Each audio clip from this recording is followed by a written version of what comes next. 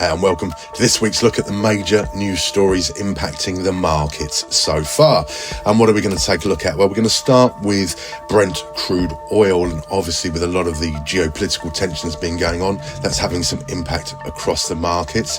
Off the back of that, we'll also take a look at sterling, the Great British Pound against the Canadian dollar. We'll follow that up thirdly with a broad look at the US dollar and how that's faring at the moment in advance of some key economic data. And we'll finish off by taking a look at Lockheed Martin, a large US company, how that's been performing and setting new highs.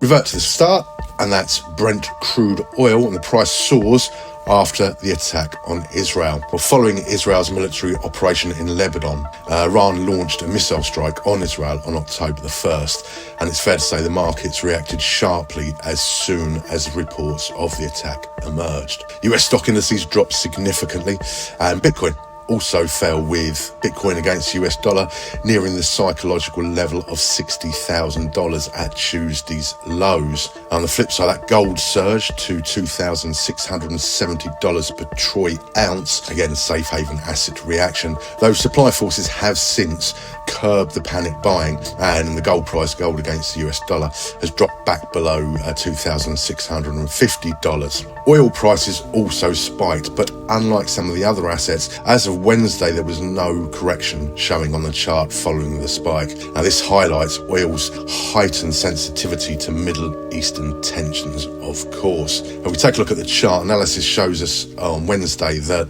the Brent price movements have formed an upward channel. You can see that in blue, beginning back in early September. Now following the missile strike, the price climbed into the upper half of said channel. Just before the surge in price, the price had actually hit a multi-week low with a false bearish breakout below the psychological level of $70 per barrel. Now, given Israel's vow to retaliate for Iran's strike, it is possible that oil demand may remain rather high, leading Brent crude oil price towards the upper boundary of the channel, surpassing the resistance at $75 per barrel. Now, Brent could find some support at the median line of the blue channel and the $72.50 level should we see a pullback if tensions suddenly ease, but certainly a market to keep your eye on, directly impacted by what's going on in the Middle East, so keep your eyes and your ears open. Okay, now we're going to take a look at the Great British Pound against the Canadian dollar, and the price has fallen below the 1.800 level. In the first 9 months of 2024, the sterling CAD rate rose by over 7%, surpassing that significant 1.800 level. Now, the last time we remained consistently above this level was back in 2016, and that later dropped below. Now, since then, bulls have made 2 attempts to push the price back above 1.800. That was in 2018 and again in 2020 in the middle of the coronavirus pandemic, both of which, has to be said, failed. So we're seeing a third attempt now in September 24, but Tuesday's large bearish candles, which are marked with an arrow on the chart, suggest this attempt may also fail. Now, the decline we've seen this week has been driven by a combination of factors, including, as we've already mentioned, the oil price rise. Now, obviously, that's gone up because of tension in the Middle East, but it also strengthens the Canadian dollar, as Canada is a major exporter of oil. We've also seen a slowdown in manufacturing activity in the UK in September, so a couple of those factors coinciding and basically driving the price back down. Let's take a closer look at the chart. What does that show us? Well, the price is within the ascending channel that you can see in blue, which has remained relevant since the start of 2024. Take a look at the chart now. Where could we see some support? Well, support levels could be around the 1.78500 level.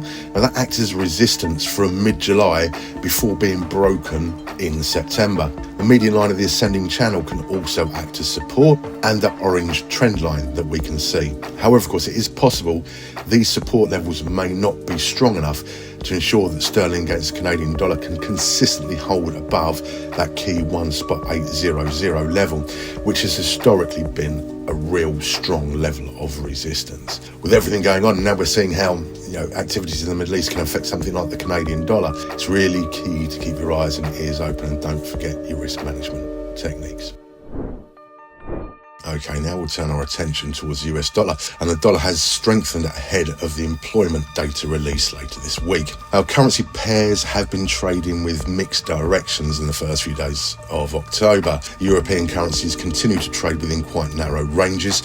Commodity currencies are approaching quite key levels, and the Japanese yen has entered a full-scale downward correction.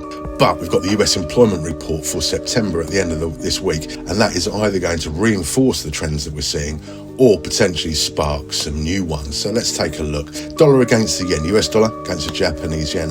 Analysis suggests the potential for the continued corrective growth as a piercing line pattern formed on the daily time frame on September the 30th. Now we know, contradictory monetary policy between those two nations and what's happening in Japan. So obviously that needs to be factored in. Now the price managed to update the September high at 147.20. Now if this turns to support, the pair could strengthen towards 149.4 to the 149.0 range. On the other hand, a break below the 146 to 145 range would invalidate this bearish scenario. But let's say that's been happening off the back of the last few days. But there are some key events coming up. Now those include Thursday, 3:30 p.m. That's GMT plus 3, as all these times are.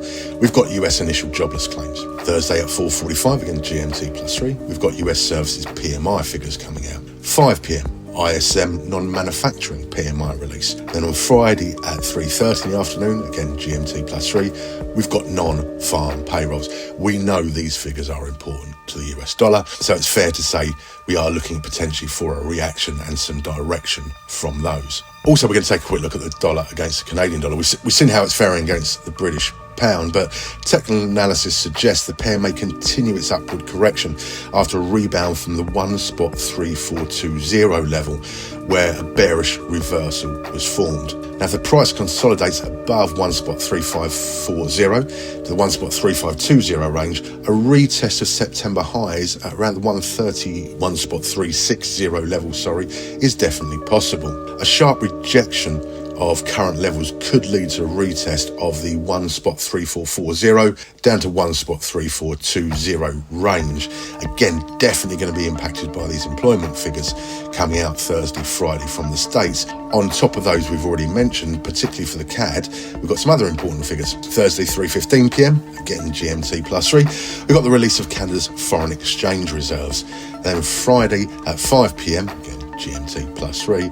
We've got the release of the IVPMI for September in Canada. All of these data sets are going to have an impact and possibly give us an idea of the direction in the coming days and weeks.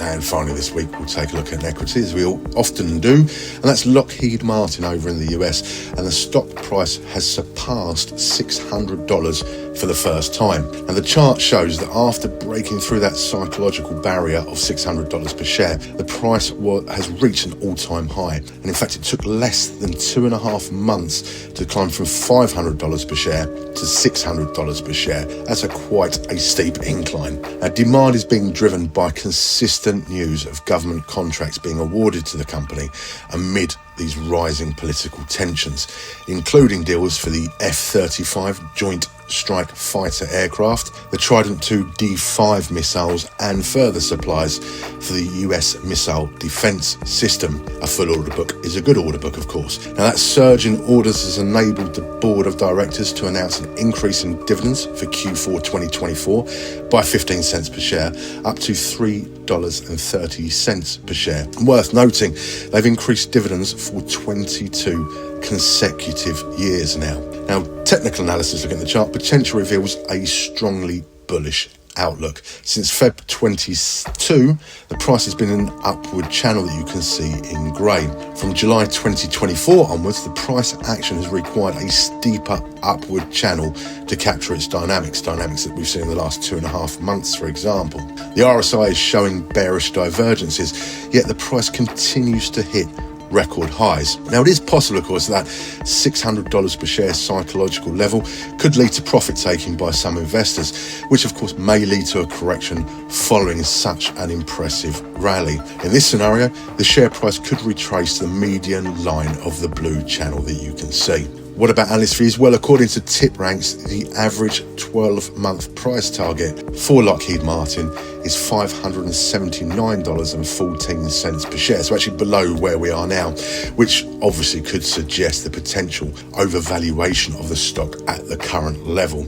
Perhaps a short-term jump based off of what's happening in the world today. But it's at record highs, and that's good for Lockheed Martin and their shareholders, no doubt. Now, we wish you luck in the week ahead with your trading. Do keep your ears and eyes open, not just to technical analysis, but to major news events that are happening around the world, because as we can see, they're having a direct impact on the markets as well. Bye for now.